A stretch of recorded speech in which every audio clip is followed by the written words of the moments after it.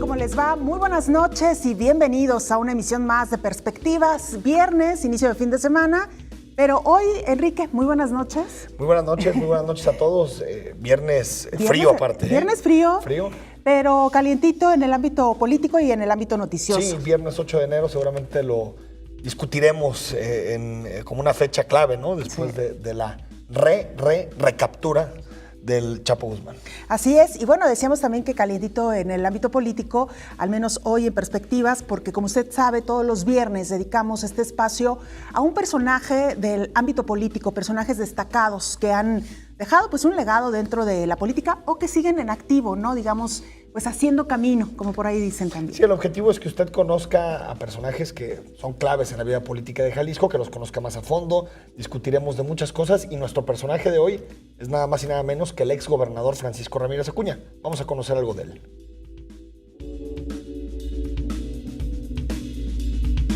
De Jamay, Jalisco, Francisco Ramírez Acuña pasará a la historia como el segundo gobernador del PAN a nivel estatal. Fue gobernador de Jalisco de 2001 a 2006. Su paso por la gubernatura fue la confirmación de su habilidad política que quedó materializada con la construcción de un grupo político al interior del PAN que fue hegemónico durante casi una década. Asimismo, su gestión tuvo de todo, desde la polémica por la represión a los estudiantes altermundistas en la cumbre Unión Europea-América Latina, hasta la creación de instancias tan importantes como la Secretaría de Trabajo o los Institutos de los Jóvenes y de las Mujeres. Conocido por ser un hombre de mano dura, Ramírez Acuña fue capaz de tejer buenas relaciones políticas, tanto con las fuerzas políticas opositoras como con la Universidad de Guadalajara. Al dejar la gubernatura, Ramírez Acuña se convirtió en el secretario de Gobernación del presidente Felipe Calderón, como una muestra de gratitud del michoacano a Ramírez Acuña tras su destape en tierras jaliscienses en 2004. Después fue diputado federal y su voz siempre ha estado presente en el debate político en Jalisco. A una década de haber dejado la gubernatura, charlamos esta noche en Perspectivas con Francisco Ramírez Acuña.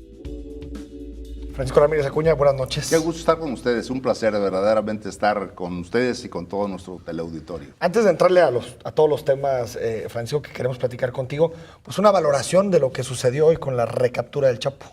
Bueno, yo creo que hoy debemos de estar contentos los mexicanos.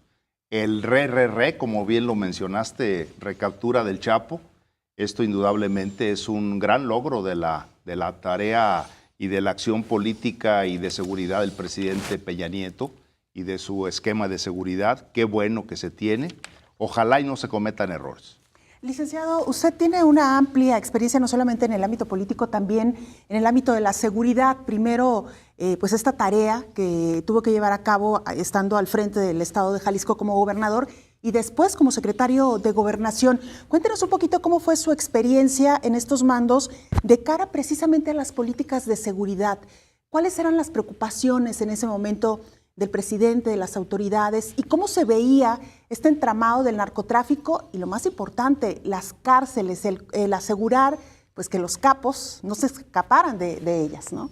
Bueno, a nosotros nos tocó, la verdad, tanto como presidente municipal de Guadalajara como gobernador, un espacio en el que teníamos que estar muy atentos a los ir y venires de las tareas en materia de seguridad. Nos toca, estando en el ejercicio tanto del ayuntamiento como del gobierno del estado, ese cambio en donde se da por acuerdos del propio gobierno mexicano con el gobierno de los Estados Unidos de cambiar la ruta del acceso de la cocaína hacia los Estados Unidos. Anteriormente se daba por todo el tema del Caribe y por parte del Golfo. Cuando se toman la decisión en aquel momento, consideraron ambos gobiernos que se iba a trasladar hacia el Pacífico y entonces estaban preparados tanto el gobierno mexicano como el gobierno norteamericano a que pudiera darse ese traslado y entonces poderlo detener. Lo mismo hicieron en la propia frontera con México, en los más de 3,000 kilómetros de frontera con México, hicieron una serie de acciones los norteamericanos para que esto sucediera. Sin embargo, bueno, pues el crimen organizado empezó a generar otras condiciones y no se fue al Pacífico, se fue al centro del continente y toda la cocaína, en México no se produce cocaína, la cocaína viene del sur. Del sur. Entonces la pasaron por el centro de la República Mexicana y es donde empiezan a encontrar ellos un gran mercado de 100 millones de mexicanos. Y cuando ya no les permitían pasar hacia los Estados Unidos por haber cerrado más el tema fronterizo, bueno, pues encontraron que eran 100 millones de mexicanos en los que podían tener pues un gran consumo y empezaron a generarse las diferentes células. A mí como presidente municipal me empieza a surgir este problema.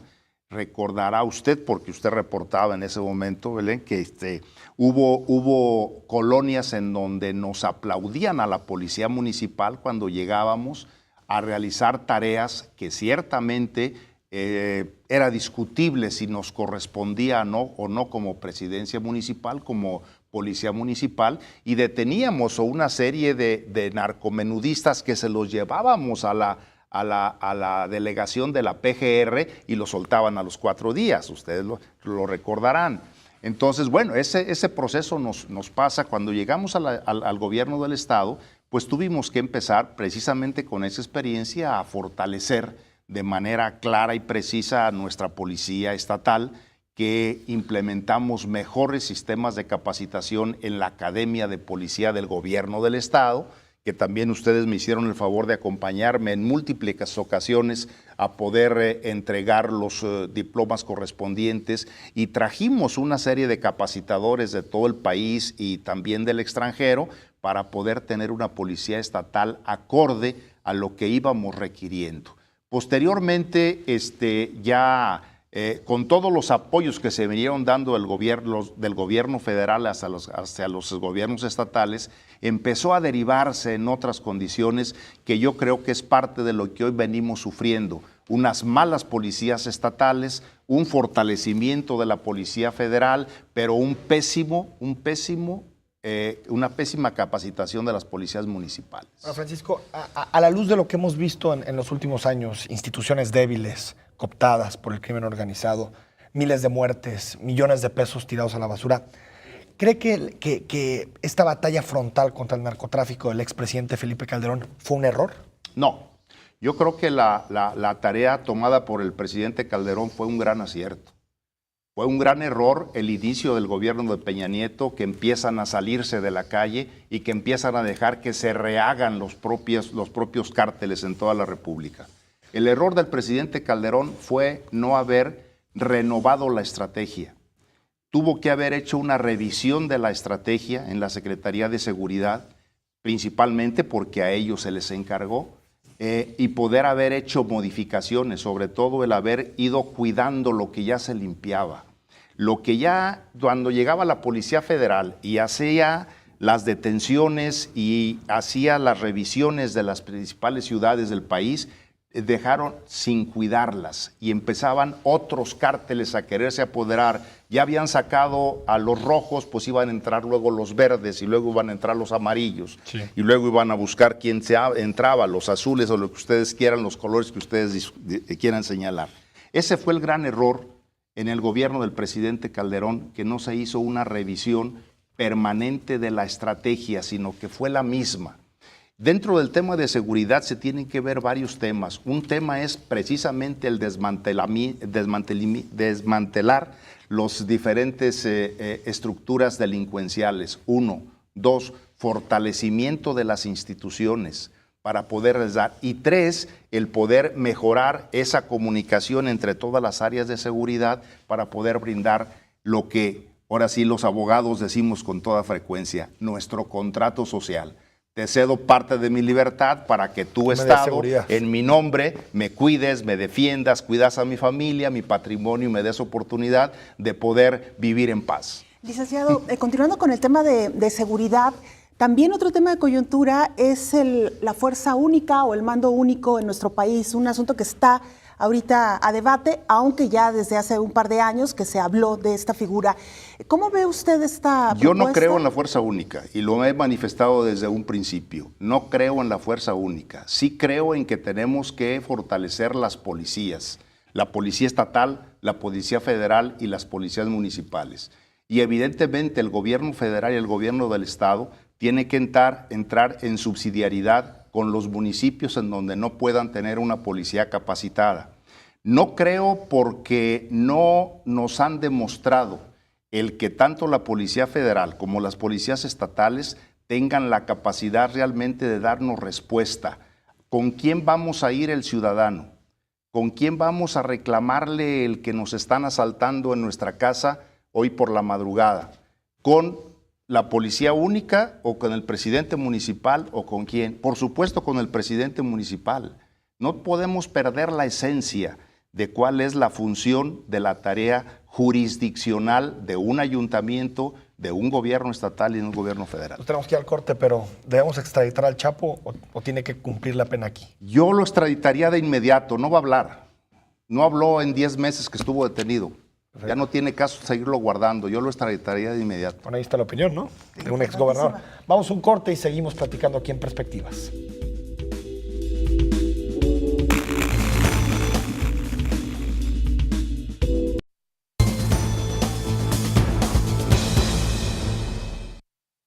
El PAN vive su momento más crítico, con solamente 5 diputados en el Congreso y siendo tercera fuerza en municipios como Guadalajara y Tlajomulco, el blanquiazul no encuentra el rumbo desde la elección de 2006. En la intermedia de 2009, perdió la ciudad ante el PRI. En el 2012, la gubernatura ante el mismo tricolor. Y en el 2015, la ciudad se la llevó Movimiento Ciudadano. ¿Qué opina Francisco Ramírez Acuña del momento por el que atraviesa el PAN? Estamos de regreso en Perspectivas. Muchas gracias por acompañarnos este viernes por la noche. Francisco Ramírez Acuña, ¿qué le pasa al Partido Acción Nacional en Jalisco? Pues indiscutiblemente cometimos los panistas, y digo cometimos porque ahora sí que como la monjita dijeron que a todas, ¿no? No podemos nadie excluirnos, todos hemos tenido o tenemos una parte de culpa, y en estas circunstancias, bueno, pues el partido cayó en una situación en la que la ciudadanía dejó de creer en nosotros, dejó de creer en nuestros liderazgos, y bueno, además algunos miembros de Acción Nacional que han cometido errores muy graves, errores gravísimos de corrupción. Entonces el ciudadano, pues con justa razón y haciendo uso de su derecho, lo cual hay que aplaudirlo, decidió votar por otro partido político, y como no ha visto que hemos recompuesto en la casa, pues el ciudadano sigue sin creer en nosotros. Yo en la calle me encuentro mucha gente que me dice, ya pónganse en paz, ya arreglen sus cosas, ya corran aquellos que les han hecho tanto daño en el PAN y volvemos a apoyarlos, pero mientras no cuenten con nosotros. Y es innumerable el número, es mucha gente que me encuentro en calle y que me hace estos comentarios. Así que, ¿qué nos pasó? Bueno, pues eso. Si quizás nos fuimos casi todos al gobierno, dejamos de hacer tarea política en el partido, dejamos de estar de frente al ciudadano, creímos que ya lo habíamos hecho, que a lo mejor en algunos hubo el pensamiento que así como el PRI había durado 70 años, nos tocaba estar otros 70 años en el gobierno. Bueno, sí. Y bueno, se hicieron errores tras error tras error. Dejamos de estar frente a la ciudadanía y tuvimos un exceso en la mercadotecnia política.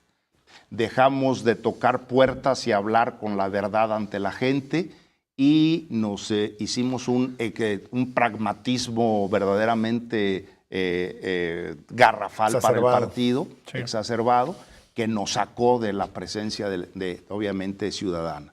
Y por último, seguramente y sin duda, pues dejamos las ideas guardadas en el cajón, en el último, así como un mal juzgado, el expediente se guarda en el último cajón, y dejamos de hablar de nuestras ideas y dejamos de ser convenencieros y nos convertimos en convenencieros políticos, ¿no?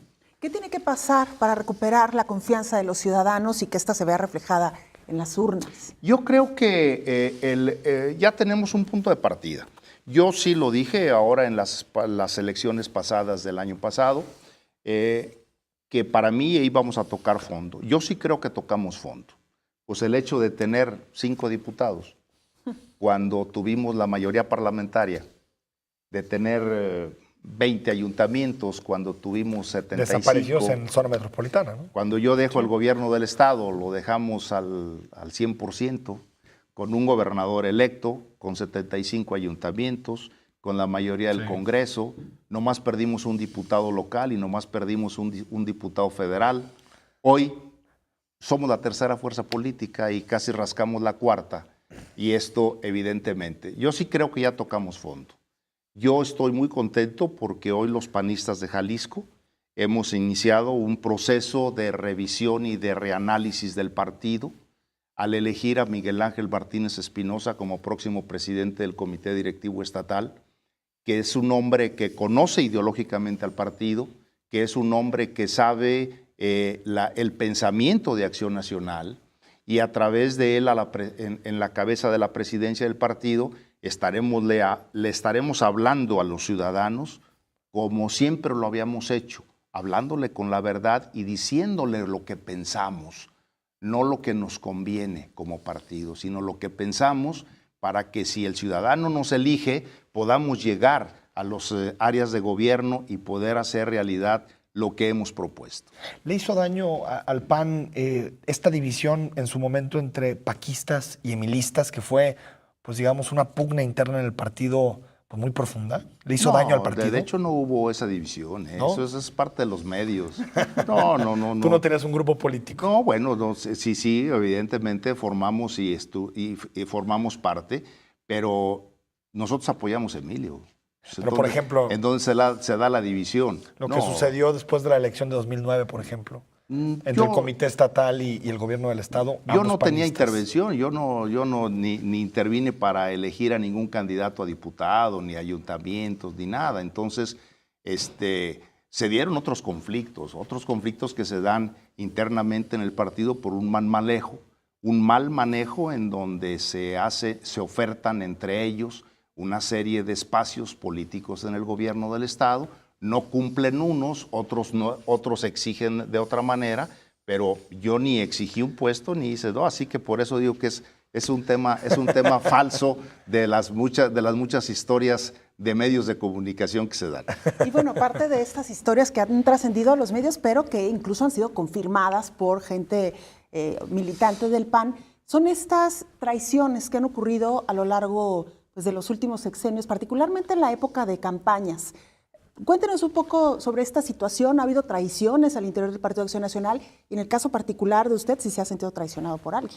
Mire, yo les puedo decir que sí, efectivamente, hoy en el mundo actual del partido, evidentemente se han dado y se dan las traiciones como moneda de cambio de todos los días. Precisamente porque se han abandonado las ideas y porque se han abandonado los ideales y porque se han abandonado todos los temas ideológicos internos en el partido y de tema también de disciplina partidista. Como ya no hay coincidencia entre los que realmente quiere el partido, sino los que buscan solamente el poder y el dinero, pues andan solamente buscando a ver quién es el que se los da y de qué manera lo obtienen. Entonces, evidentemente se han dado, pero es un tema que se tiene que recuperar en Acción Nacional, de hacer a un lado los temas de traiciones, que es el exacerbado pragmatismo en donde han llegado. ¿Cuánto me ofreces? Me voy contigo. ¿Cuánto me ofreces? Me quedo acá, etcétera, etcétera. O inclusive, bueno, pues hay temas que tienen que ser resueltos con absoluta claridad y que el Comité Nacional hoy debe de poner el punto sobre las IAS, sobre el tema pues, de Sonora, por ejemplo, ¿verdad? Que no ha dicho esta boca es mía y que la ciudadanía está esperando a ver qué va a pasar. A lo mejor no es cierto, pero tienen que aclararlo. A lo mejor es exagerada las condiciones, pero tienen que quedar con claridad y que el ciudadano está exigiendo que el partido dé esos temas, esos pasos, y no lo está dando. Otro tema que evidentemente viene a traer una serie de inconformidades ciudadanas, bueno, pues es el tema de las alianzas con el PRD, en donde solamente son temas de alianzas coyunturales, electoreras, con candidatos del PRI, ¿verdad? Y además con candidatos del Como PRI Maloba, ¿sí? que además todos han fracasado desde el punto de vista para el partido. Claro. A lo mejor ellos en lo personal han sido Bueno, exitosos. hasta en Jalisco hubo alianzas en la última. Claro, y todas se perdieron. 35 municipios. Sí, No, ninguno. entonces, no caminan por ahí, ¿no? Yo estuve asistiendo a algunas, bueno, pues yo he manifestado siempre mi oposición a las alianzas. Una vez que se dan y que las aprueba el partido, bueno, pues eso ya es disposición del partido. Pero yo sigo pensando que las alianzas con el PRD son alianzas perversas de coyuntura electoral que más que llevarnos a fortalecernos como partido, nos llevan a disminuirnos como estructura sociopolítica al servicio de la sociedad. Por lo que entiendo, Francisco Ramírez Acuña, en tu análisis, el problema del PAN tiene que ver más con la praxis que con los principios. Sin embargo, ¿tendría el PAN que revisar sus principios, por ejemplo, algunas posiciones en temas polémicos como el aborto, matrimonios homosexuales? ¿Tendría El que PAN revisar tiene su que doctrina? actualizarlos. El PAN tiene que actualizarlos en el lenguaje moderno. Yo no creo que tenemos que cambiarlos. Yo creo que tenemos que decirle de frente a la ciudadanía que no estamos de acuerdo con el aborto. Y no estamos de acuerdo con el aborto. Y no estamos de acuerdo con el matrimonio homosexual. Los respetamos y yo creo que es Pero sí con las evidente, uniones, por ejemplo.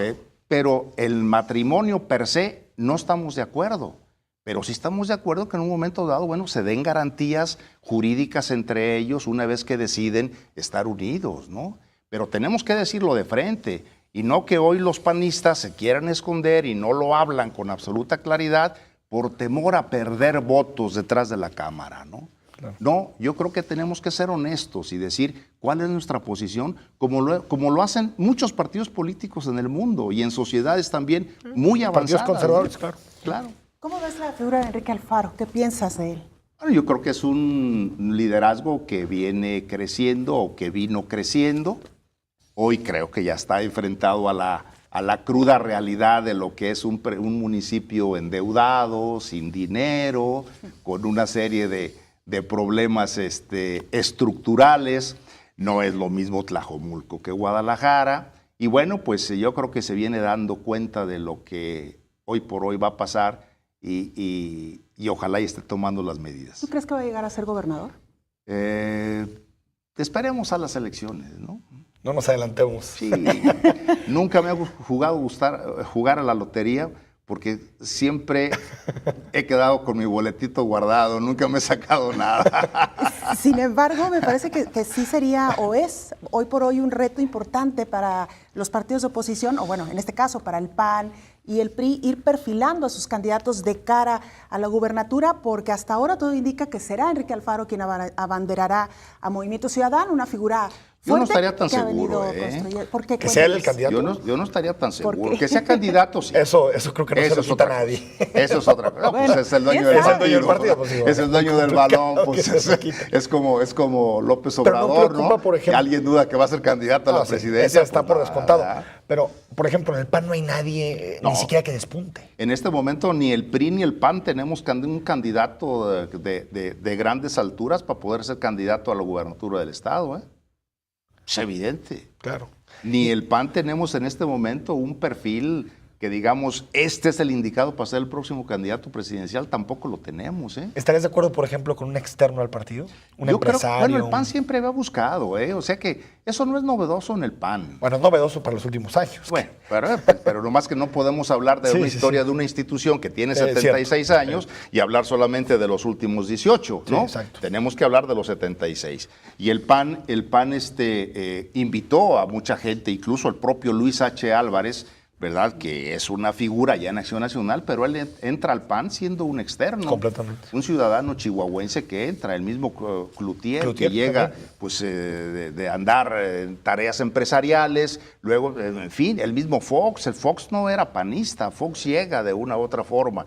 Entonces, tenemos una serie de historia en el partido en donde hemos sido puerta y hemos sido una institución que se ha abierto a la ciudadanía, ¿sí? Yo creo que hoy tenemos que retomarlo y podemos buscar a un personaje de la sociedad que pueda enarbolar nuestros principios y presentarlos al ciudadano. Vamos a un corte y seguimos esperando también, Belén, por el mensaje del presidente de la República. Sí, estaba programada, una conferencia de prensa con el secretario de Gobernación, Miguel Ángel Osorio Chong, a las 9:30 de la noche.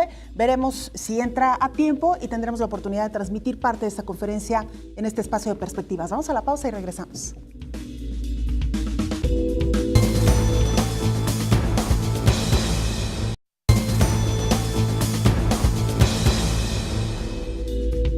Estamos de regreso esta noche charlando en Viernes de Personajes con el exgobernador del estado de Jalisco, exalcalde, exsecretario de Gobernación, un político pues de mucho peso en Jalisco, es Francisco Ramírez Acuña. Y tenemos muchas fotos Sí. que queremos compartir y que también tú nos las describas. Claro, ¿Cómo no? Fotos de tu trayectoria. licenciado, una de las tradiciones también de perspectivas es irle mostrando a nuestro invitado algunas fotografías que irán apareciendo en pantalla y que nos las describa desde su propia palabra y desde su propio sentimiento. Si nos pueden enviar, por favor, la primera, que va a ser casi que también sorpresa para nosotros. A ver Sí. si podemos ir observando, por favor, esta fotografía. ¿Qué recuerdos Mira, le esta trae? fotografía estamos invitando a su santidad a que se celebrara en Guadalajara la reunión de familias que estaba prevista para México. Ya nos manifestó, ya estaba muy enfermo su santidad. Juan Pablo II, Juan Pablo II, ahí estuvo también el señor cardenal Juan Sandoval. ¿Qué año quienes, estamos hablando, Francisco? ¿Lo Estamos recuerdas? hablando de 2005. 2005. ¿verdad? De 2005, entonces sí estamos... y bueno, pues tuvimos ahí la oportunidad de estar con él. ¿Qué relación tenía y sigue teniendo, o si es que es así, con el cardenal Juan Sandoval? Fue una relación y es una relación muy respetuosa. Es un hombre indiscutiblemente valiente, inteligente, Juan Sandoval. La verdad es de que tenía siempre un conocimiento permanente de cada uno de los temas, tanto fuera el tema de camioneros como el tema de falta de agua, como el tema de contaminación del Río Verde o el Río Santiago, etcétera. Había muchos temas que platicábamos con él de manera permanente. Y bueno, pues tuvimos una estupenda relación, muy respetuosa, debo de decirlo, lo cual nos ayudó bastante, ¿verdad?, como gobierno, y bueno, para poder seguir adelante en las diferentes tareas. ¿Alguna vez consideró que fueron incómodas algunas de sus declaraciones? Porque hay que recordar que don Juan pues era muy dado precisamente a esto, a hacer observaciones de la actuación de los gobernantes en turno. Cuando sentíamos que estaban un poquito fuera de contexto, le mandábamos la información para que él tuviera todos los temas a su alcance, porque ciertamente no siempre tenía toda la información. Entonces le mandábamos la información y no había reparo en él de podernos hablar enseguida y decirnos, oigan, tienen toda la razón, yo esto no lo había observado, etcétera, etcétera. O bien decir, oigan, pero yo estoy viendo que este tema está en esta forma o en esta otra.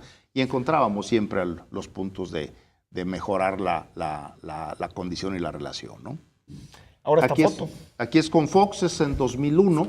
Teníamos pocos meses nosotros de haber ingresado al gobierno del estado. Es en Casa Jalisco, un domingo que vino a un evento que se tenía con los tequileros. Llegó primeramente a Casa Jalisco y ahí fue donde nos tomaron esta fotografía. Memoria fotográfica, ahora sí, nunca mejor dicho. Claro, estamos viendo ahora en pantalla el rey Juan Carlos, ¿no? un encuentro con el rey Juan Carlos. Entendemos que fue durante su estancia en España como embajador de México. Fue cuando le entrego las cartas credenciales, el entregar las cartas credenciales al rey, pues es un protocolo extraordinariamente hermoso.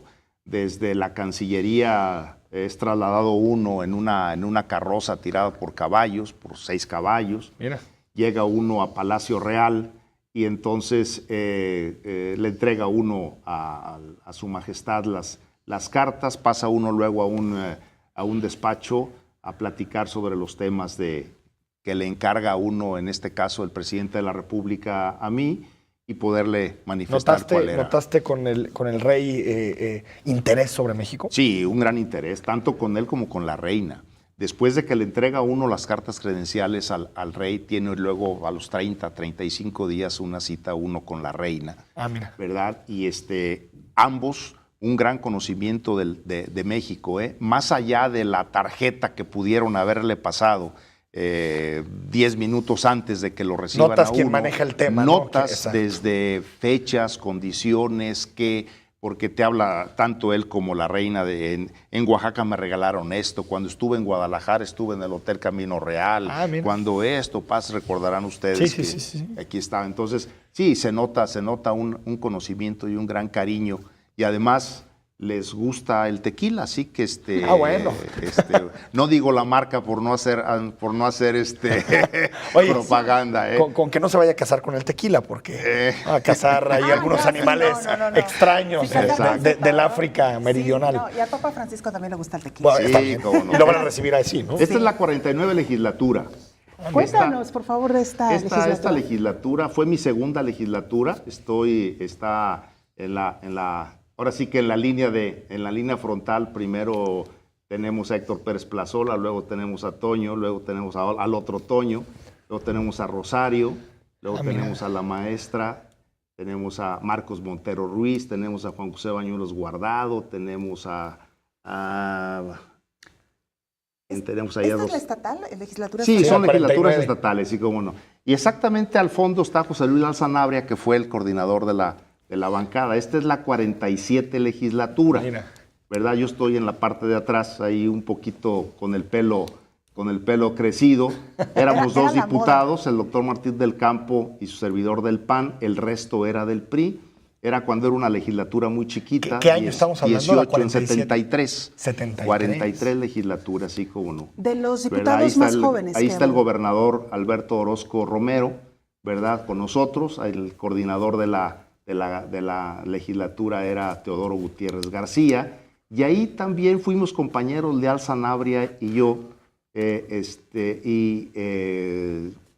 ya casi la mayoría han fallecido. Genaro Muñiz Padilla, que todavía vive, ¿verdad? Y que está trabajando en la Contraloría. El doctor Adalberto Gómez Rodríguez, que también está por aquí todavía teniendo tareas realizadas. Eugenio Ruiz Orozco está también ahí. Entonces, esa es una legislatura también. Es la primera legislatura pluripartidista, ¿no?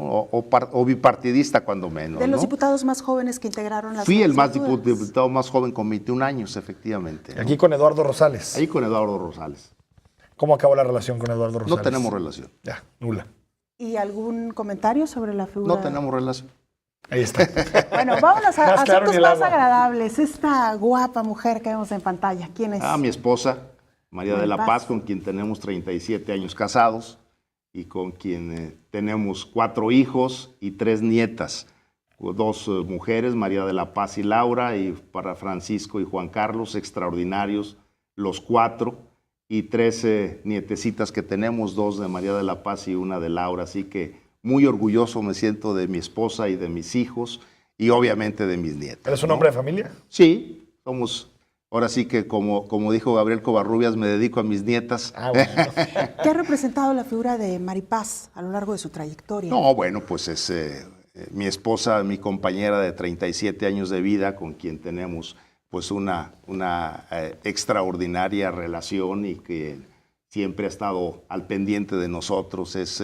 La familia Ramírez Verduzco no se entiende obviamente sin ella, ¿no? La experiencia de ella al frente del DIF es una mujer que entendemos no ha estado tan vinculada a la política, pero como esposa del gobernador atendía asuntos de... No, pero hizo un gran trabajo.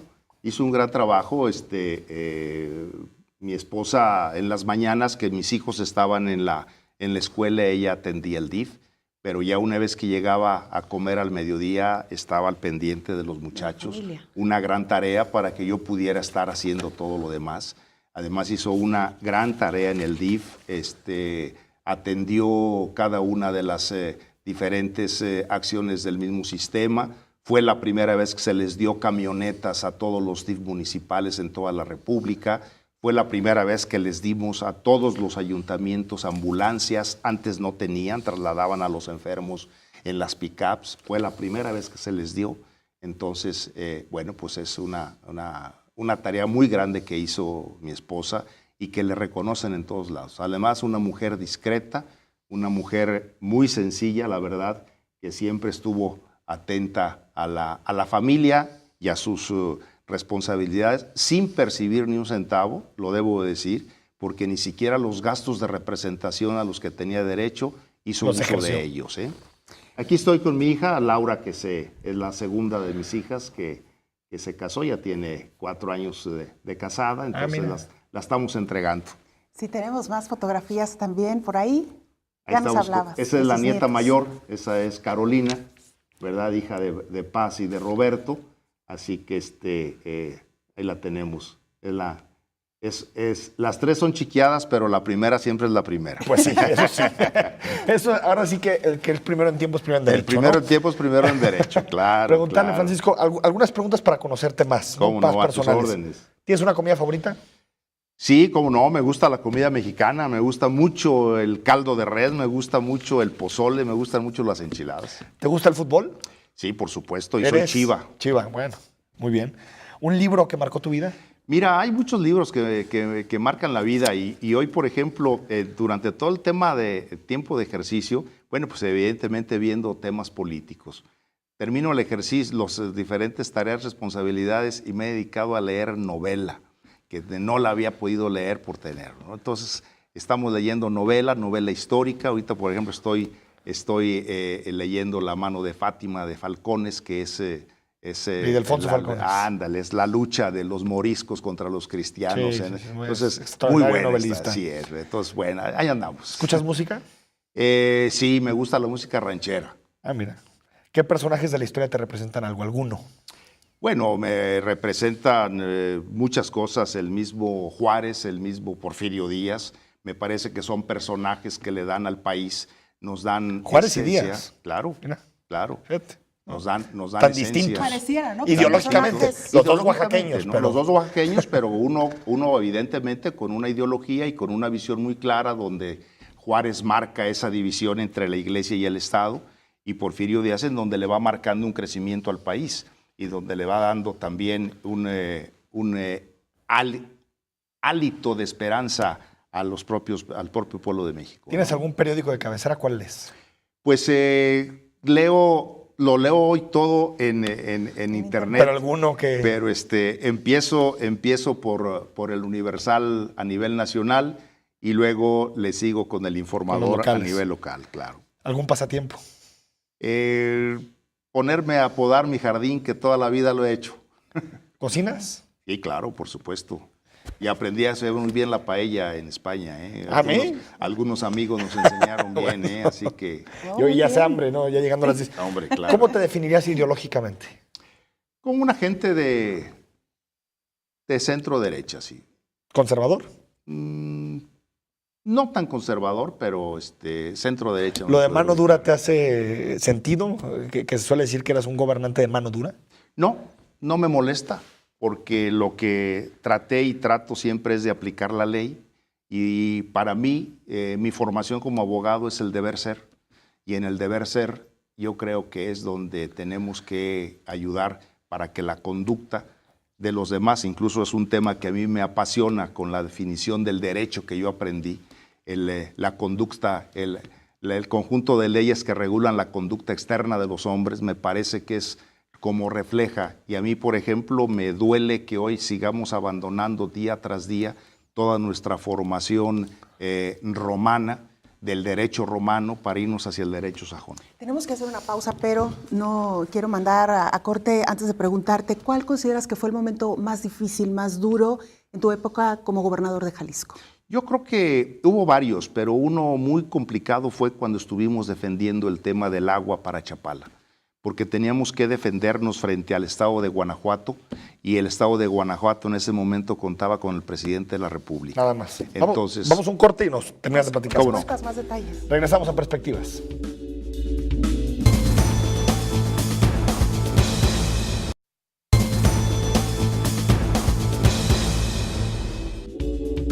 México comienza este 2016 acarreando muchos de los problemas que nos azotaron en 2015. Corrupción, impunidad, inseguridad y debilidad económica.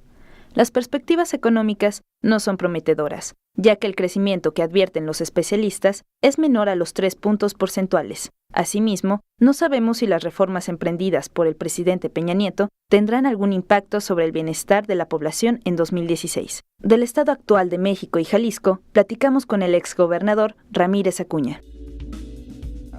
Estamos de vuelta esta noche en Perspectivas platicando con el exgobernador Francisco Ramírez Acuña. Usted lo conoce, exsecretario también de Gobernación durante la primera parte del sexenio de Felipe Calderón. Y le preguntabas, Belén, antes de irnos al corte, pues, ¿cuál había sido el momento más difícil que enfrentó siendo gobernador del estado?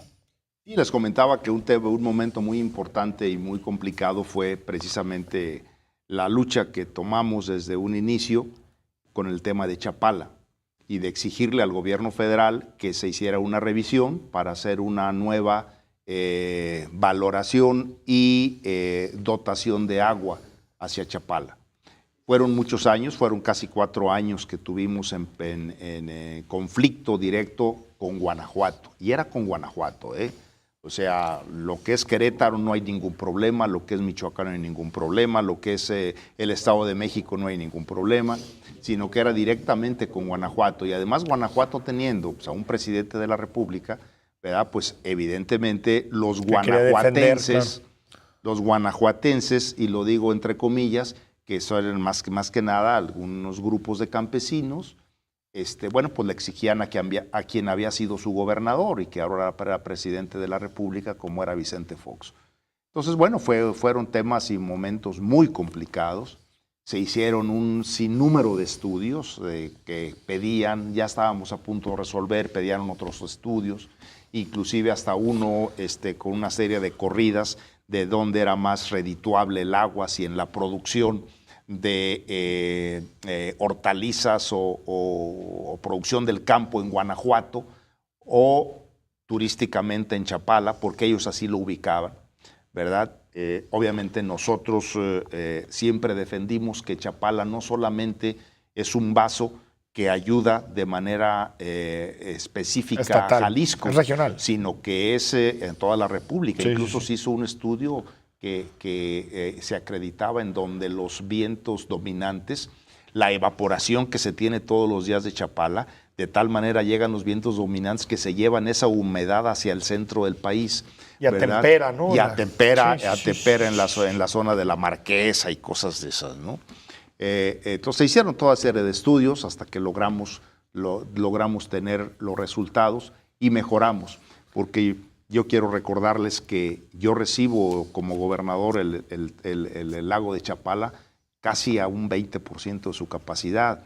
Recuerden que incluso hasta fuimos motivo de mofa a nivel nacional, donde eran carros, eran tipo pickups que la subían como en lancha y los llevaban hasta donde estaba el agua, recuerdan ustedes. Entonces, era verdaderamente, la Universidad de Guadalajara en ese entonces hizo una serie de análisis en donde estaba, pues si no se tomaban medidas, estaba a punto de ahora sí que de secarse completamente el lago.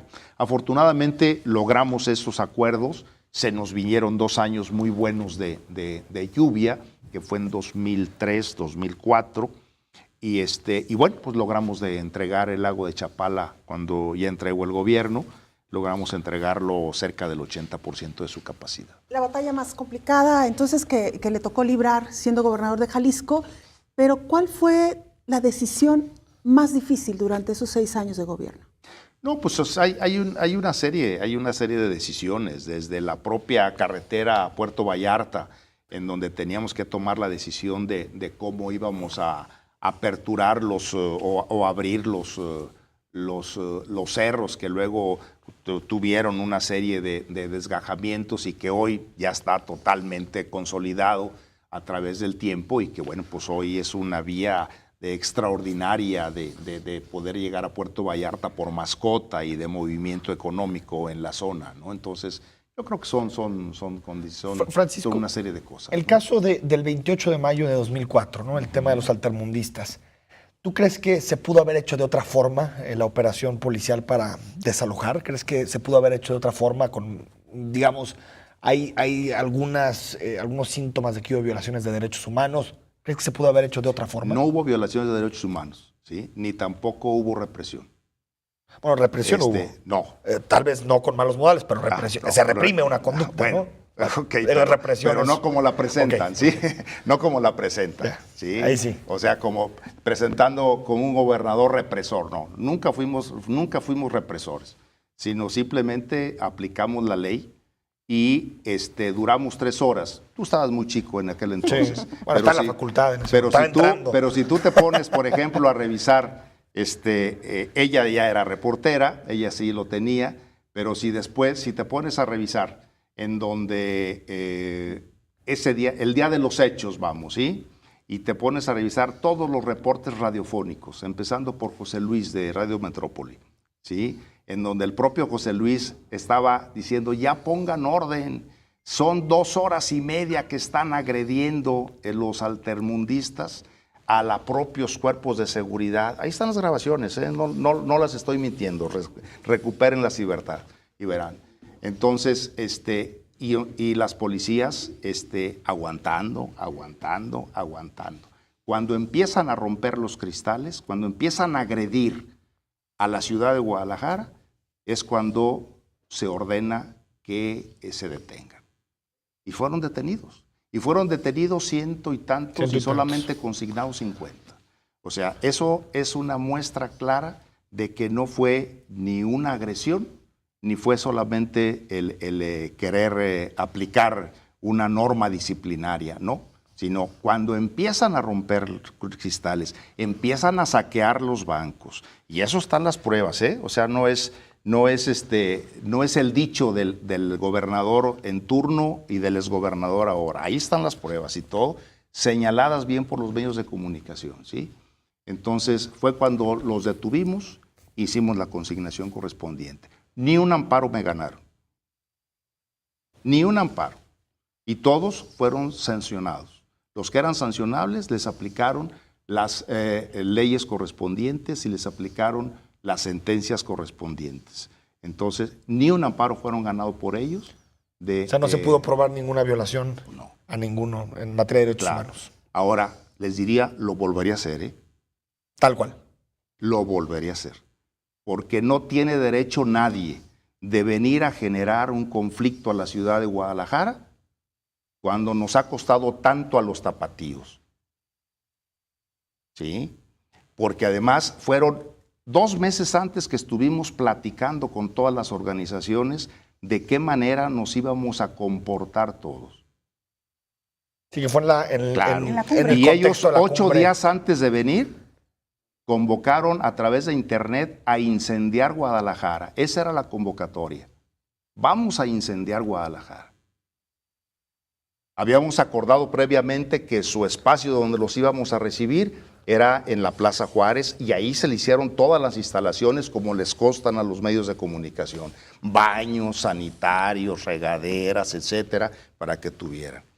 Llegan 3 días antes a Guadalajara e intentaron acampar en el Parque de la Revolución y se los impedimos. Y en ese impedimento que les hicimos, les encontramos bombas molotov y les encontramos una serie de armas que evidentemente las iban a echar a andar. Y también las dieron muestra a los medios de comunicación en su momento. Tengo la conciencia perfectamente tranquila y les digo a ustedes y viendo a la cámara, lo volvería a hacer. Francisco Ramírez Acuña, ¿qué lo motivó a presentar su renuncia al cargo de la Secretaría de Gobernación? Son tiempos y un secretario de Gobernación tiene que entender que es fusible. El señor secretario Osorio, que lo conozco muy bien, desde hace rato debe de haberse ido, sí, bueno, evidentemente. Sí. El fusible ha quedado ahí como... Entonces, bueno, pues el único que no se puede fundir es el señor presidente y el señor gobernador y los presidentes municipales. Pero todos los demás somos fusibles cuando nos toca estar en la otra área. Eran los tiempos. Con Felipe Calderón, ¿tu relación cómo excelente, quedó? ¿no? Excelente. Tenemos una relación constante y cuando yo le solicito cuando yo le pido que nos apoye para la embajada de España, no tuvo ninguna reticencia y se hizo el nombramiento de inmediato y eso lo hicimos de manera urgente. Margarita Zavala podría ser una buena candidata del PAN a la presidencia de la República. Margarita Zavala es una mujer muy inteligente, es una mujer muy capaz, pero yo creo que es mejor para el 24, no para el 18. Y preguntarle también cuál es su relación actual con los exgobernadores panistas, particularmente Emilio González y Alberto Cárdenas. Con Alberto nos reunimos con mucha frecuencia, con Emilio no nos reunimos. No hay ningún tipo de relación. ¿Qué piensa, por ejemplo, que esta figura siga pesando tanto en el colectivo, en el sentido de que fue un gobierno pues con actos de corrupción y además, bueno, con un comportamiento que ha sido muy marcado? Desde la mentada, ¿no? ¿Sí? Pues yo creo que se lo ganó, que lo guarde. Pues ahí está. Es su herencia. Sí. Me parece que los silencios dicen mucho más, Cada que quien las palabras, ¿no? Así En como estos cada casos. quien es arquitecto de su propio destino. Pero, ¿Tú crees que Emilio será recordado? Un exgobernante, la mejor herencia que puede tener, que se genere el mismo, es que en la calle lo saluden con cariño, con afecto, se sigan tomando fotografías con uno, etcétera. Recuerden los momentos, usted me hizo esto. Otra vez me llega una señora y dice, quiero agradecerle, licenciado, porque usted un día a mi hijo, bajando el helicóptero en el Parque Metropolitano, usted tuvo esta atención con mi hijo. Eso es lo que queda, ¿no? Eso es lo que queda. Lo demás se va. Gracias. Francisco Ramírez Qué Acuña. gusto saludarlos. Al contrario, muchas gracias por habernos acompañado. Enrique, llegamos al final de este espacio.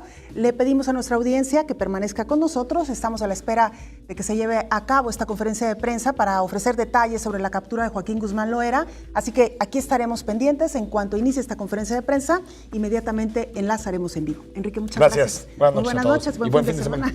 Sí.